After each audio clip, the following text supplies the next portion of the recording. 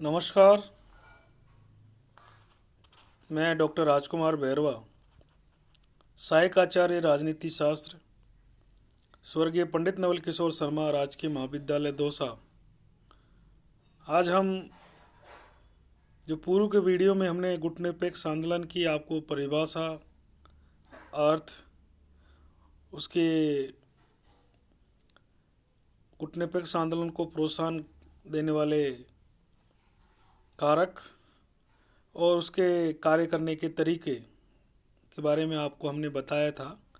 आज उसी को हम गुटनिरपेक्ष आंदोलन को आगे बढ़ाते हुए इसकी उपलब्धियां और साथ ही इसकी क्या आलोचनाएं हैं, क्या खामियां हैं, उसके बारे में आपसे हम चर्चा करेंगे। हमने पहले बताया कि गुटनिरपेक्ष आंदोलन का जो शिखर सम्मेलन है वो प्रत्येक 3 वर्षों में होता है।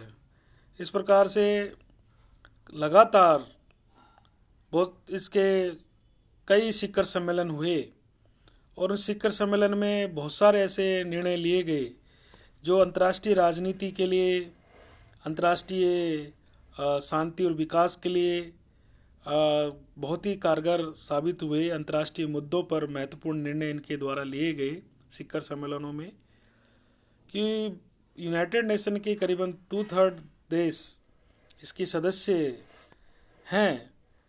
तो ऐसे बहुत सारे अंतर्राष्ट्रीय मुद्दों पर इनके द्वारा शिखर सम्मेलन में डिसीजन लिया गया और विश्व राजनीति को गुटनिरपेक्ष आंदोलन ने बहुत ही प्रभावित किया। आज हम गुटनिरपेक्ष आंदोलन की जो उपलब्धियां हैं उसके बारे में आपसे हम चर्चा करेंगे कि गुटनिरपेक्ष आंदोलन की बहुत सारी उपलब्धियां हैं, जिनमें पहली उपलब्धि है कि गुटनिरपेक्षता को दोनों गुटों द्वारा मान्यता प्रदान की गई। दोनों गुट कौन कौन से? एक तो पूंजीपति वाला गुट और एक साम्यवादी विचारधारा वाला गुट। गुटनिरपेक्षता एक नई संकल्पना है। प्रारंभ में गुटनिरपेक्ष देशों को एक कठिनाई से जूझना पड़ा कि अन्य राष्ट्रों को कैसे समझाया जाए कि गुटनिरपेक्षता क्या है। अंतर्राष्ट्रीय संबंधों के संदर्भ में इसे स्वतंत्र और नई संकल्पना के रूप में मान्यता कैसे दिलाई जाए। शुरू में दोनों गुटों ने गुटनिरपेक्ष राष्ट्रों पर विश्वास किया। गुटनिरपेक्ष देश, जिनमें भारत भी सम्मिलित है, स्वतंत्रता प्राप्त करने के बाद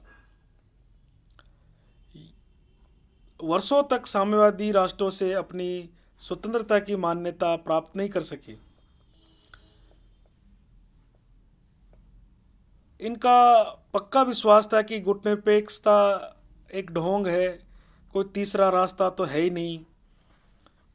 दोनों गुटों के इस दृष्टिकोण में धीरे धीरे परिवर्तन आया। साम्यवादी राष्ट्रों ने स्टालिन की मृत्यु के बाद बदलाव शुरू होता है और दोनों ने यह महसूस किया कि गुटनिरपेक्षता विश्व की सभी मूलभूत समस्याओं के बारे में अपने आप को समस्याओं के प्रति संवेदनशील है। गुटनिरपेक्ष राष्ट्र गुटनिरपेक्ष देशों को गुटबंद देशों के मन का संशय दूर करने तथा नीति के प्रति सद्भावना और सम्मान का वातावरण पैदा करने के प्रयास में जो सफलता मिली वो सचमुच सराहनीय है। दूसरा है विश्व राजनीति में संघर्षों को टालना।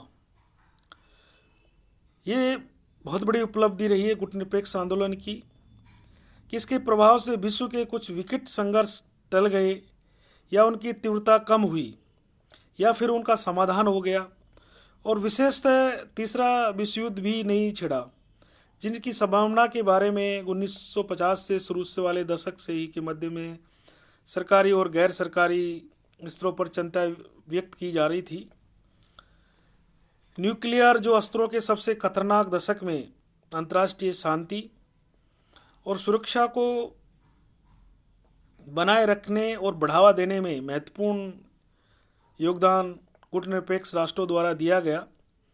दोनों गुटों की योजनाओं के विपरीत बहुत से देशों ने राष्ट्र समाज को पूरी तरह से दो हिस्सों में बांटने से रोक दिया, जिससे दोनों गुटों के बीच सीधी टक्कर रोकने में निश्चयी सहायता मिली।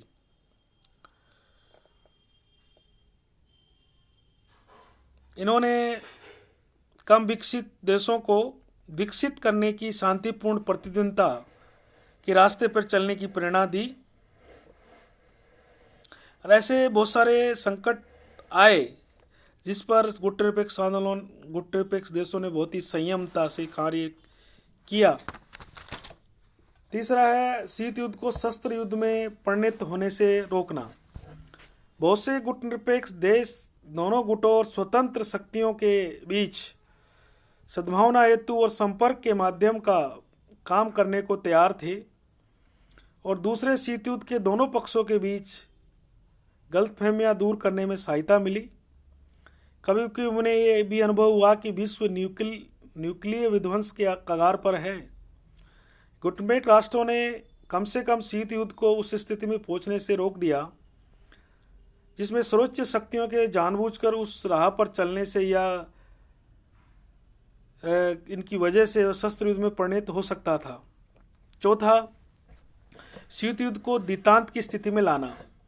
शीत युद्ध को दितांत अर्थात तनाव शैथिल्य की स्थिति में लाने का श्रेय गुटनिरपेक्ष आंदोलन को दिया जाता है।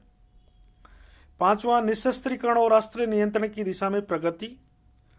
निशस्त्रीकरण और अस्त्र नियंत्रण के लिए बातचीत करने में गुटनिरपेक्ष देशों ने जो भूमिका निभाई उसमें एकदम सफलता तो नहीं मिली, फिर भी उसने लोगों को ये भूलने नहीं दिया कि विश्व शांति को बढ़ावा देने की सारी चर्चा के सामने अस्त्र शस्त्र बढ़ाने की जो बेलगाम दौड़ थी वो बहुत खतरनाक है। और इसी का नतीजा था कि 1963 में आंशिक परमाणु परीक्षण प्रतिबंध संधि हमारे सामने आती है। छठा, विश्व समाज के लिए उन्मुक्त वातावरण का निर्माण। नवोदित जो कमजोर राष्ट्रों को महाशक्तियों के चंगुल से निकालकर उन्हें स्वतंत्रता के वातावरण में अपना अस्तित्व बनाए रखने का अवसर गुटनिरपेक्षता ने प्रदान किया। गुटबंदी की विश्व राजनीति के जिस प्रकार से जो चल रहा था उसमें जो जड़ता चल रही थी उसके अंदर ढीलापन आता है। सातवां, अपनी राष्ट्रीय प्रकृति के अनुरूप विकास के प्रतिमान।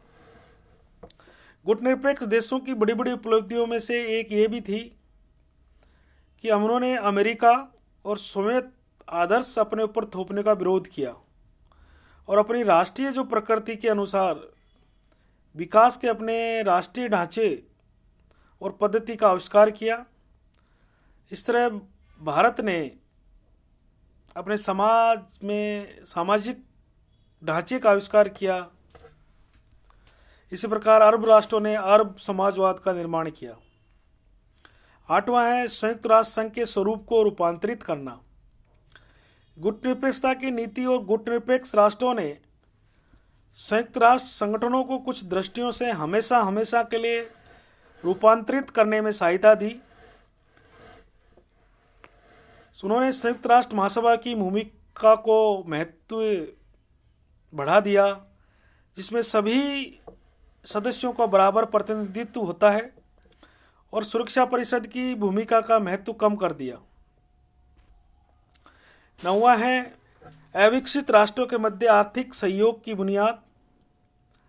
अविकसित जो राष्ट्र थे उनके बीच में आपस में सहयोग बढ़ाने के लिए गुटनिरपेक्ष आंदोलन ने महत्वपूर्ण भूमिका निभाई, जिसमें कोलंबो शिखर सम्मेलन है जिसमें एक आर्थिक घोषणा पत्र जारी किया गया जिसका मुख्य उद्देश्य था कि भाई गुटनिरपेक्ष राष्ट्रों के बीच अधिकाधिक आर्थिक सहयोग को बढ़ावा दिया जाए, आर्थिक सहयोग के लिए प्रयत्न किया जाए, दक्षिणी सहयोग को बढ़ावा दिया जाए। और लास्ट इसका उपलब्धियों में से है वह नई अंतर्राष्ट्रीय अर्थव्यवस्था की मांग, यानी न्यू इंटरनेशनल इकोनॉमी की मांग इनके द्वारा की गई। एक अंतर्राष्ट्रीय राजनीति का एक प्रमुख नवोदित विषय है जिसमें गुटनिरपेक्ष आंदोलन का जो काहिरा सम्मेलन जुलाई 1962 में हुआ था उसमें आर्थिक विकास की जो समस्याओं के ऊपर सम्मेलन बुलाया गया और उसमें आर्थिक विकास का उल्लेख किया गया। काहिरा जो सम्मेलन हुआ था उसमें सहायता और सुधरे व्यापार संबंधों पर बल दिया गया। इसी प्रकार के अन्य सम्मेलनों में भी नीतियों की स्थापना पर बल दिया गया कि जिसमें कहा गया कि संयुक्त राष्ट्र महासचिव से ये बात पर जोर दिया गया कि भाई वो उच्च राजनीतिक स्तर पर महासभा का विशेष अधिवेशन बुलाया जाए जिसमें केवल विकास समस्याओं पर विचार विमर्श किया जाए। और संयुक्त राष्ट्र संघ का जो छठा विशेष अधिवेशन बुलाया गया जिसने 1 मई 1974 को नई अंतर्राष्ट्रीय अर्थव्यवस्था स्थापित करने की घोषणा की और एक कार्रवाई योजना के ऐतिहासिक प्रस्ताव पर सभी देशों ने इस पर हस्ताक्षर करके इसको पारित किया। तो ये एक बहुत बड़ी उपलब्धि थी नियो, जिसके बारे में इस चर्चा की गई। तो ये बहुत सारी उपलब्धियां हमने आपको बताई गुटनिरपेक्ष आंदोलन की। अब उपलब्धियों के साथ साथ में गुटनिरपेक्ष आंदोलन की बहुत सारी कमजोरियां भी हैं, विफलताएं भी हैं, जिसकी आलोचना भी की जाती है। तो क्या विफलताएं थी, क्या कमजोरियां थी, या आलोचकों द्वारा इसका क्या क्या आलोचना इसकी की गई। तो बहुत सारी इसकी कमजोरियां थी, खामियां थी, विफलताएं थी, आलोचनाएं थी। जिसमें सबसे पहली जो आलोचना है वो है कि इसमें अवसरवादिता और काम निकालने की नीति है। ये पश्चिमी आलोचकों के अनुसार इसकी जो आलोचना जो की गई है वो पश्चिमी आलोचकों द्वारा ही की गई है के अनुसार गुटनिरपेक्षता एक अवसरवाद और काम कर निकालने की एक नीति है। और गुटनिरपेक्ष जो देश हैं वो सिद्धांत ही इन्हें है, ये आलोचकों के द्वारा किया जाता है। और ये दोहरी कसौटी का प्रयोग करते हैं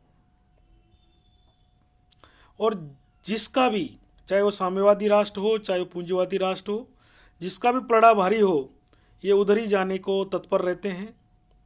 तो ये अवसरवादिता को बढ़ावा देते हैं। दूसरा आलोचना ये है कि ये सिद्धांत उपयुक्त है किंतु ये अव्यवहारिक नीति है।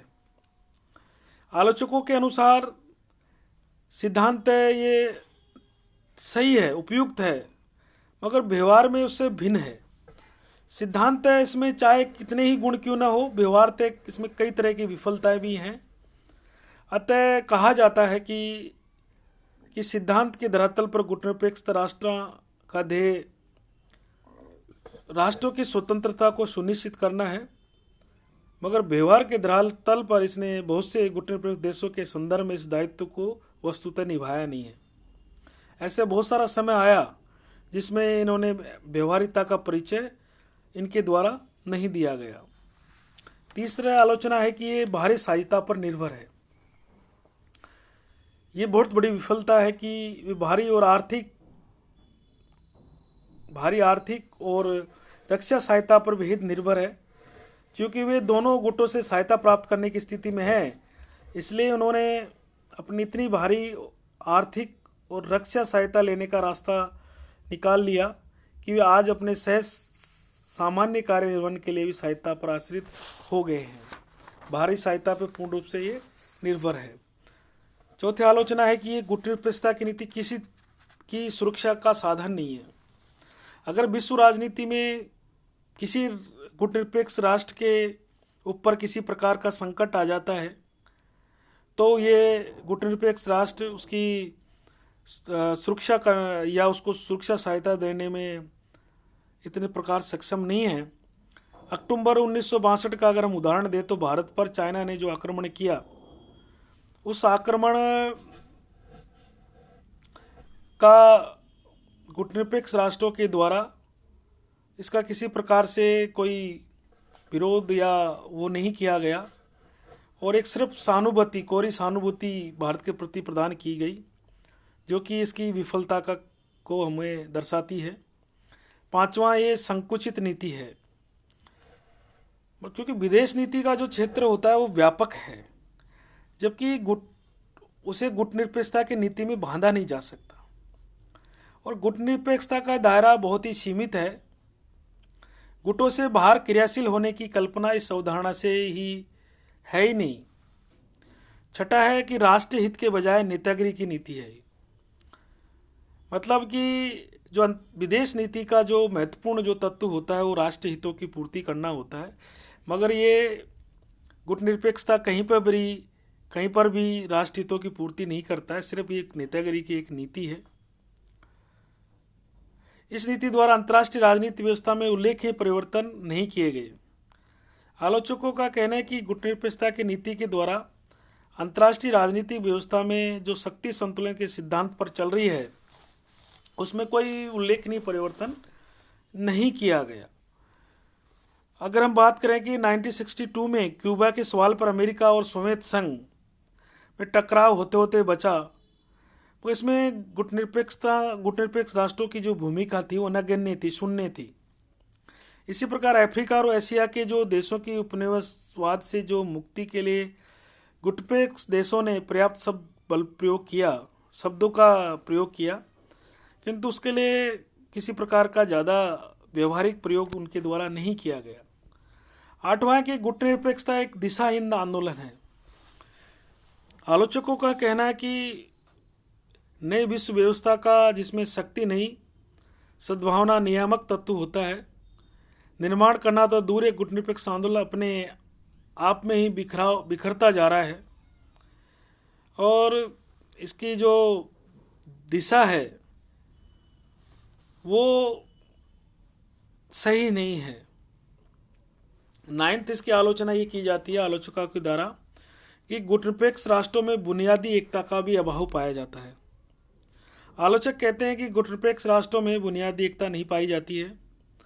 समृद्ध राष्ट्रों के शोषण के विरुद्ध मोर्चाबंदी करना तो दूर, वे आपस में एक दूसरे की सहायता करने की भी कोई ठोस योजना नहीं बना पाते। इनमें बहुत ही जबरदस्त गुटबाजी है, एकता का अभाव है, ये संयुक्त रणनीति पर कार्य नहीं कर सकते। और लास्ट आलोचना इसकी ये की जाती है कि गुट निरपेक्ष एक मूल्य रहित पैंतरा मात्र है। आलोचक कहते हैं कि वास्तव में गुट निरपेक्षता अपने आप में कोई विचारधारा या सिद्धांत नहीं है। गुट निरपेक्षता आंदोलन में भारत और श्रीलंका जैसे लोकतांत्रिक देश हैं, तो नेपाल, मोरक्को, इथियोपिया जैसे राजशाही देश भी हैं। बहुत सारे विचारधारा के देश इसके अंदर समाहित है। तो इसमें गुट निरपेक्ष आंदोलन की एक अपनी कोई विचारधारा न होकर एक मूल्य रहित पैंतरा है। जो मूल्य हैं वह है जैसे पंचशीलता है, निशस्त्रता आदि गुट निरपेक्ष राष्ट्रों ने समय समय पर उल्लंघन करके सिद्ध कर दिया कि गुट निरपेक्ष एक साधारण नीति मात्र है। आलोचकों का यह भी कहना है कि युद्ध या संकट के समय गुट निरपेक्ष देश अकेला रह जाता है, जैसे चीनी आक्रमण के समय भारत अकेला रह गया था। फिर अंतर्राष्ट्रीय राजनीति का मार्ग इतना कुटिल है, इतना जटिल है कि गुट निरपेक्षता की माला जपते हुए भी राष्ट्रों ने अंदर ही अंदर गुटों से हाथ मिलाने की कोशिश की है। 1971 में भारत और सोवियत संधि इसका प्रमाण है। मिस्र, सोवियत और इराक सोवियत संधि भी इसी ढर्रे पर संपन्न की गई। सैन्य परामर्श और सैन्य सहायता के स्पष्ट प्रावधान इन संधियों में थे। इस प्रकार हम कह सकते हैं कि गुट निरपेक्ष आंदोलन में बहुत सारी खामियां हैं, कमजोरियां हैं। इस प्रकार इसकी बहुत आलोचना की जाती है। तो उपलब्धियों के साथ साथ में आलोचना भी गुट निरपेक्ष आंदोलन की जाती है, मगर आलोचना के बावजूद भी आज भी गुट निरपेक्ष आंदोलन की महत्वता है, जिसको हम नकार नहीं सकते। तो आज हमने गुट निरपेक्ष आंदोलन की उपलब्धियां और आलोचना कमियों के बारे में आपको हमने विस्तार से बताया। अगर आपको मेरा वीडियो पसंद है तो लाइक कीजिए, शेयर कीजिए। धन्यवाद।